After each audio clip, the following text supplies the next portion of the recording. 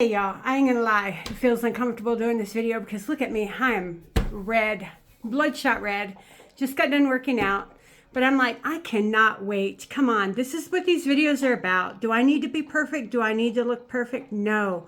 Being uncomfortable with maybe what is not accepted on these videos by the mainstream is my freedom. And I encourage you to do something uncomfortable today too, to break free from the prisons that have been created for us. Well, I got to get on here because I want to share a prison I just broke through. I had a breakthrough, okay? So is it a prison? I don't know. But I just want to, I think it's so powerful that I got to share it with you. So I was going through one of the most difficult times in my life. And I was going to the gym every day, and I was just, I was like down in the dumps. I was the worst of my worst. But I kept going to the gym, and while I was there, I started to find things I could fixate on. And I recognized a boxer at the front of the gym. There's all kinds of people go out and work out in front of you while you're on the elliptical and whatnot. And I seen this boxer, and he was top notch. His moves were so precise and perfect. He moved so fast but gentle.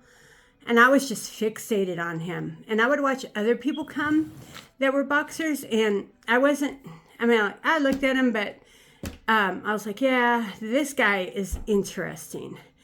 So I would, and he became aware that I was fixated on him.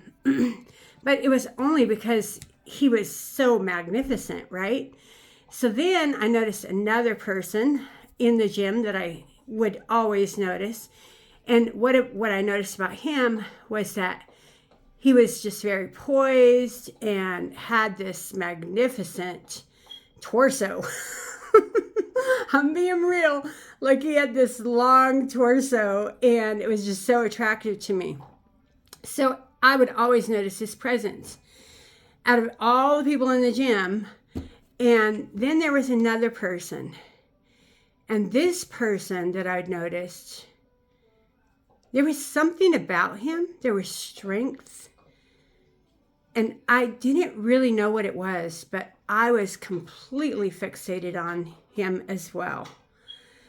And I didn't even really know why I was so fixated on him. And we would pass briefly in conversations. And I went out of town on a business trip. And while I was at the other gym, I missed his presence. And so I picked up a t-shirt, and when I got back, I went up to him. We'd barely talked. And I went up to him and I said, hey, you probably think I'm crazy, but I was out of town and at another gym, and I really thought of you. So I just wanted to give you this to let you know that, I consider you my friend. He was very happy to take it. But then, of course, 2 days later, he shows up at the gym with a girl, and he's like, I'm taken. And I'm like, that's fine, right? I was just saying you're my friend. But anyway, shortly after, he left the gym, probably because his girlfriend said, you need to get away from that woman. There's something crazy about her.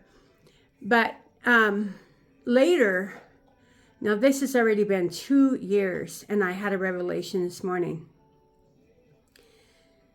My revelation is that each one of those people represented something. And I believe that the boxer represented the fire that I have inside of me. The guy with the long torso represented myself in a way that I want to look. I want to look good. I want to be fit. But I don't want to do it so everybody else says, oh, you look good. I'm the one who has to be with me every single day. And if I'm a little chubby or a little gorda right now, that's okay.